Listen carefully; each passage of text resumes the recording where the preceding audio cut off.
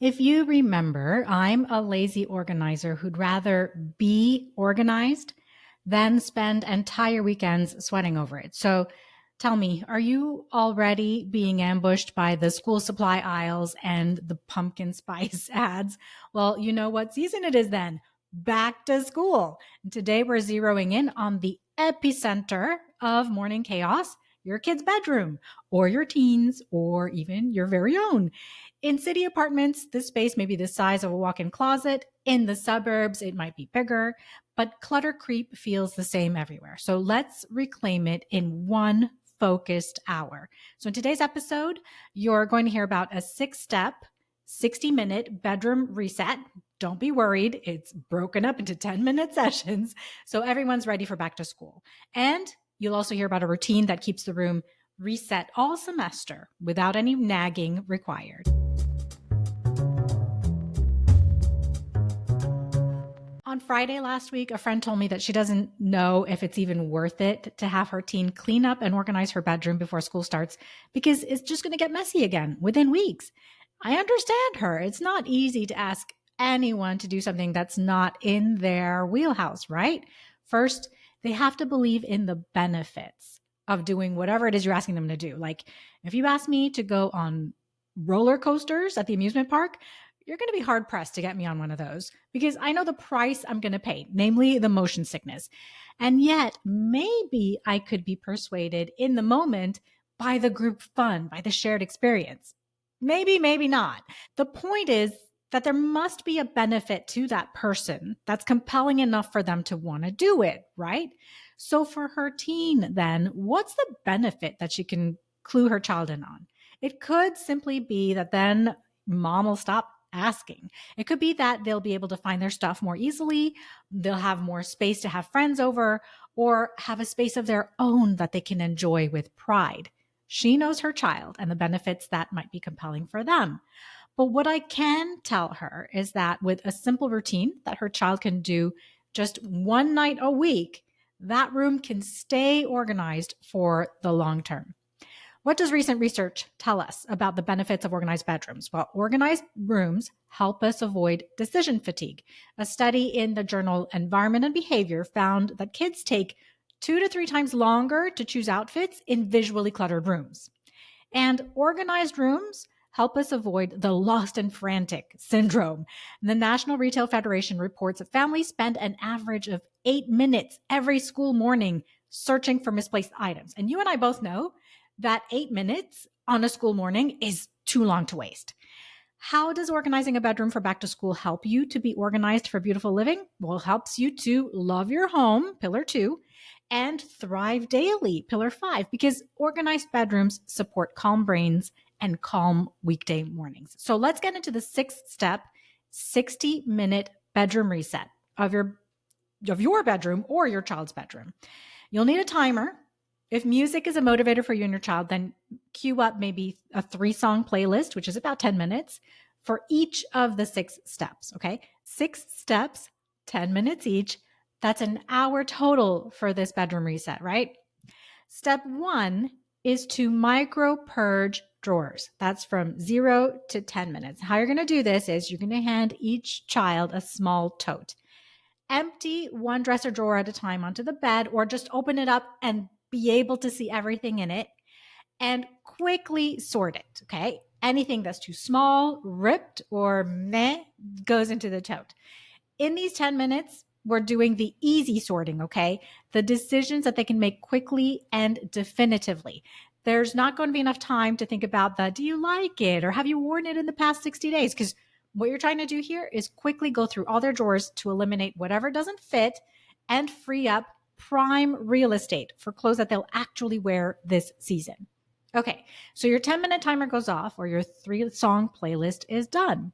So now you can move on to step 2, or step 2 can be another day, okay? There is no need to be frantic about this. Take your time, take a deep breath. But on to step 2, which is off-season clothes and the memories. And this is minutes 10 to 20. So before you start the reset or before you start this step 2, you want to decide where the off-season clothes are going to be kept. Now, I like to keep all the clothes together in the same closet, in season and off season, which means owning fewer clothes in total, of course. For kids, especially who are less likely to want to be moving seasonal clothing in and out of their closets, this makes sense. But in the case where two kids are sharing a small closet or the closet is really tiny, then having off season bins might be a necessity. In that case, label a bin off season and place it on a top shelf in their closet or under their bed and drop the off season clothes into it.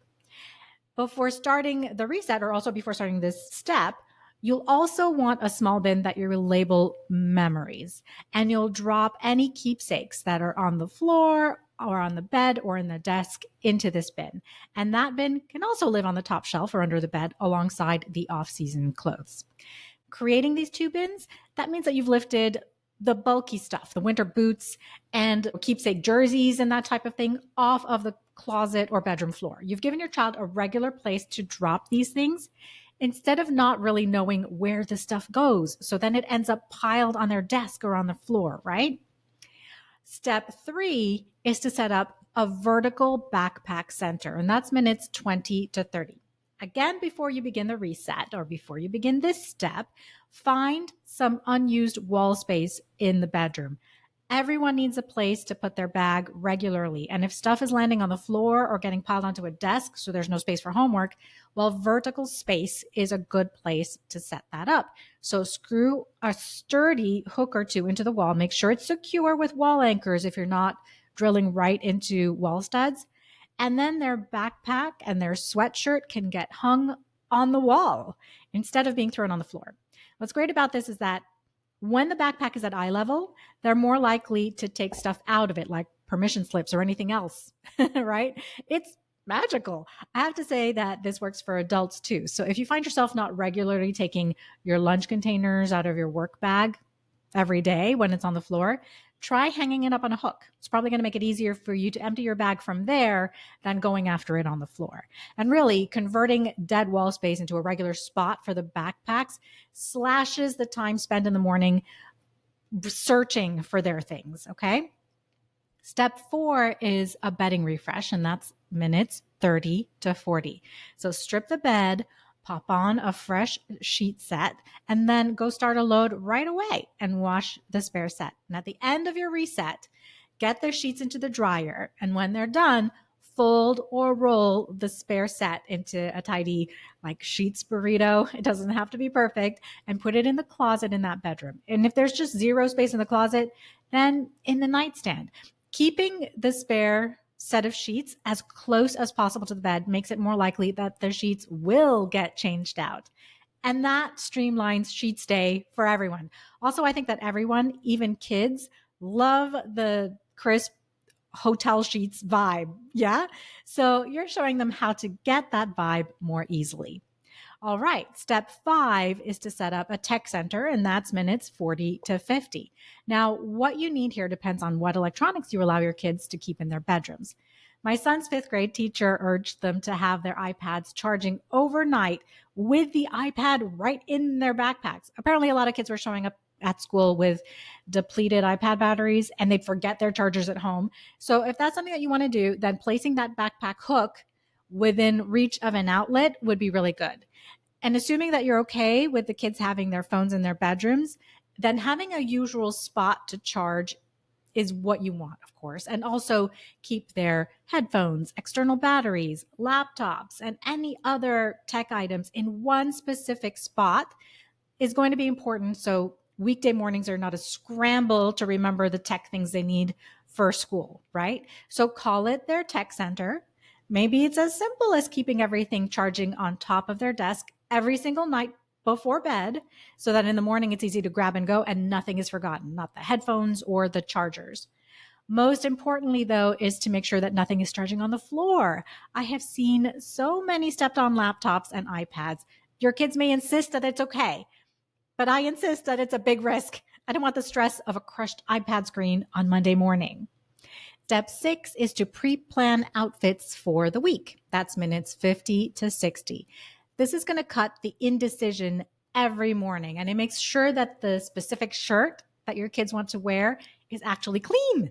And you know how Spirit Week sneaks up on you? Well, if you make it a habit for your child to plan out their outfits for the week, you'll be prepared and you're going to avoid the tears.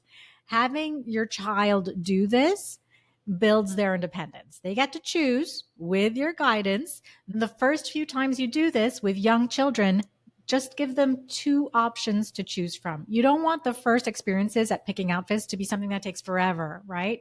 So make it easy for them to complete the entire process of choosing their pieces for the whole week in these 10 minutes. You'll need to have a spot where these Monday to Friday outfits are going to be set out. Otherwise, the desks and the chairs are going to be covered with clothes, or you'll end up with a floor robe, right? So if you have a shelf in the closet available, label the sections Monday to Friday, or have an over-the-door organizer specifically for the outfits. What worked in our closets was to keep each day's outfit complete with socks and underwear on hangers at the front of the closet or on one end of the hanging rod. Use a hanger tag or doorknob type hangers. Label them Monday to Friday and hang up each outfit on one hanger and line up the shoes below if you want. So you've done the reset, but now you have to make sure this whole setup stays like this, right? For the entire semester. And this is where you want to develop a routine with your child. You might want to do this on a Friday evening or on a Sunday morning, whatever time is going to be least stress inducing for all of you. My worry about doing this on a Sunday evening is that if something's missing or something's dirty, it doesn't give you enough time to get those things in order. And that just creates friction and anxiety for everyone. So that's why I would prefer that you choose to do this earlier on Sunday or maybe even on a Friday afternoon. Okay. So this is a 15-ish minute routine to get going with your kids. As they get used to doing it, it could take even less time. And here's what you're going to teach them to do. 1, they'll reload the shelf or the hangers with fresh outfits for the week.